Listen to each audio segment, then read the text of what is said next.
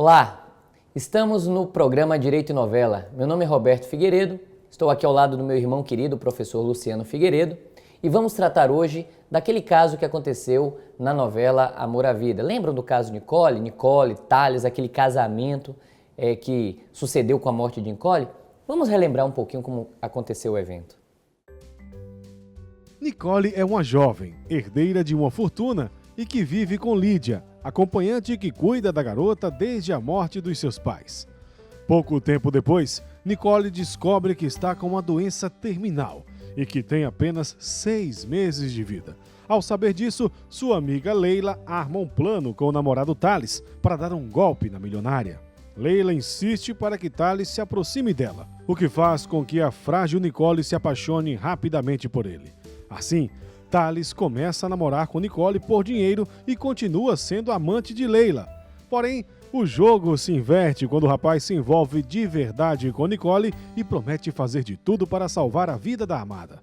Passado o tempo, Leila continua com o plano e afasta as pessoas que podiam ajudar Nicole, convencendo a amiga que anda cada vez mais debilitada a marcar a data do casamento. Nicole e Thales consolidam o matrimônio, mas enquanto ainda estão no altar, Lídia aparece com as fotos que comprovam o caso entre Leila e o noivo. Ao ver as provas, Nicole esbraveja e morre nos braços do amado. Passado alguns dias, os golpistas já dividem o teto na mansão da falecida, quando, de forma inusitada, o fantasma de Nicole resolve aparecer para Thales, deixando-o perplexo. Pois é, hein, professor Luciano, que situação. O que é que você tem a dizer a respeito desse caso?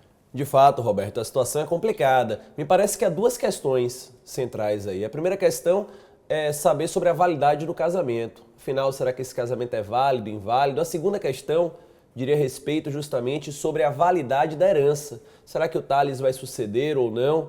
Afinal, será que ele sucederia neste caso? Então vamos fazer o seguinte, vamos conversar um pouquinho sobre a indignidade e vamos deixar a questão da invalidade do casamento para o professor Cristiano Chaves, que vem logo após o vídeo, tá bom? Qual a sua opinião sobre a indignidade? De fato, na indignidade, nós temos algumas hipóteses no 1814 do Código Civil, nas quais não há de se falar em sucessão. Na verdade, não há de se falar em sucessão, seja porque se interfere na manifestação de vontade, seja porque há algum tipo de atentado contra a vida. Você acha que ali houve efetivamente algum tipo de indignidade? Me parece que sim. O inciso 3º do artigo 1814 do Código Civil diz que qualquer atitude de um eventual herdeiro que por meios fraudulentos impeça a vítima, o finado, de dispor da herança, justificaria a perda do direito hereditário. Então, talvez pudéssemos incluir Thales na exclusão por esse inciso. Com certeza, e com essa sanção civil, Thales então não herdaria. Ele seria excluído da herança. E como a indignidade é um instituto amplo, que atinge tanto a sucessão testamentária como a sucessão legítima, acabaria que ele seria excluído por completo. O que é interessante, porém, é a discussão se a Nicole haveria perdoado Thales antes de falecer. Será que perdoou? A gente viu o vídeo e, na verdade, não perdoou. Na verdade, Nicole, ela diz que amava Thales, ela diz que ainda ama Thales, ela ficou muito confusa com aquela situação, de fato não poderia ser diferente. Naquele momento ela diz até que se Thales houvesse pedido, ela teria dado o patrimônio, mas ela não perdoou. O perdão tem que ser expresso, o perdão tem que ser inequívoco na forma do 1818. Agora, uma coisa interessante também sobre dignidade, para a gente arrematar, seria se ela se opera de ofício ou se ela requer algum tipo de requerimento. Como é que funciona isso, professor? Na verdade, é um prazo decadencial de 4 anos. Prazo decadencial de 4 anos da abertura da sucessão para que os demais herdeiros, efetivamente, façam este requerimento e haja um devido processo legal, com contraditório, legítima defesa e tudo mais.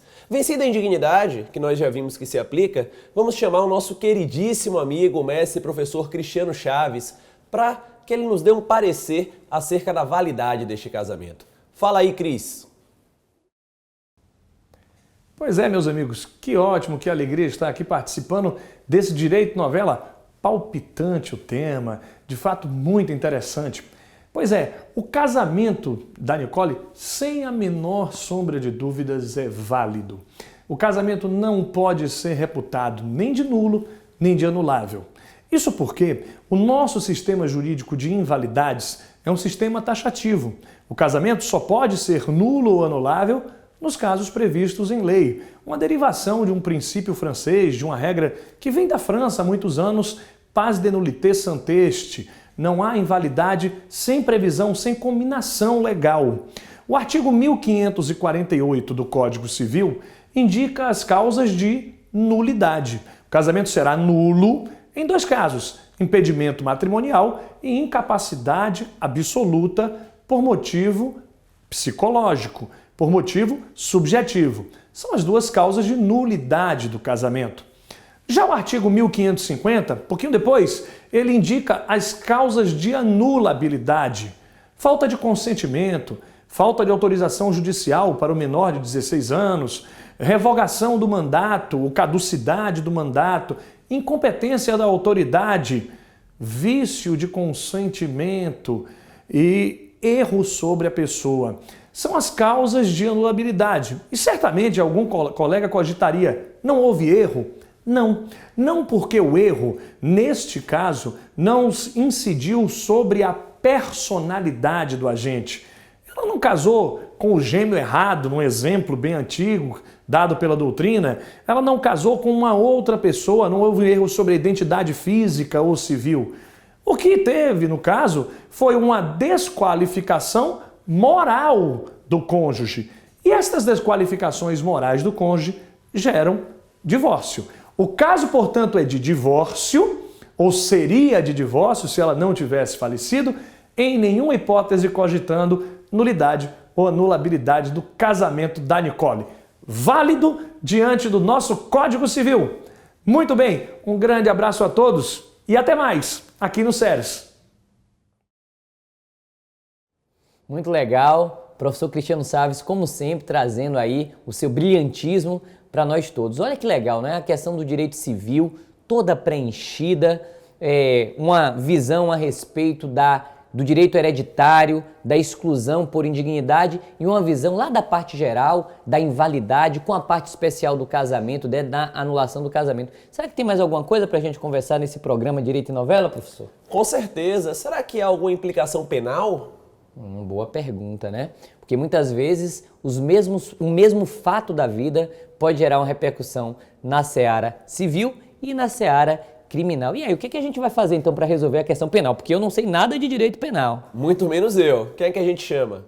Olha, vamos chamar o mestre professor Rogério Sanches, que também vai abrilhantar o nosso programa e vai dar uma palavrinha a respeito da análise do fato à luz do direito penal. Na telinha.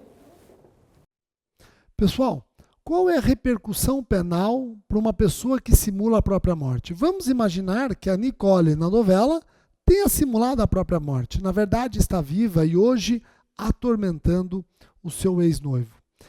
Sob a ótica penal, simular a própria morte não é crime. Pode ser meio para a prática de um crime. Temos casos nos meios de comunicação social de pessoas que simulam a própria morte, por exemplo, para fraudar seguros. Aí a simulação da morte acaba trabalhando como meio para se conseguir uma vantagem devida em prejuízo da seguradora.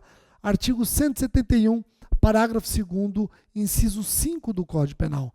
Então, no Brasil, simular a própria morte não é crime, pode ser meio para a prática de um delito. Temos até outras histórias, algumas hilárias. Na Rússia, um noivo simulou a própria morte para, no momento em que a noiva o viu, entre aspas, morto, levantar e pedi-la em casamento. Tá certo que a noiva ficou puta, quis matá-lo, mas depois ele explicou a intenção romântica de todo esse simulado. Tá ok? Então, repetindo, no direito penal, simular a própria morte ao indiferente penal pode ser meio para a prática de crime, o mais comum, fraude contra seguros. Obrigado pela atenção de vocês e, mais uma vez, estamos explicando a vida por meio da novela. Pois é, pessoal, chegamos ao fim, eu espero que vocês tenham gostado. Que legal, né? Que barato a gente poder estudar o direito civil e nos divertir ao mesmo tempo, não é? A cultura do Brasil a gente gosta, o povo brasileiro gosta de futebol, mas também gosta de uma boa novela.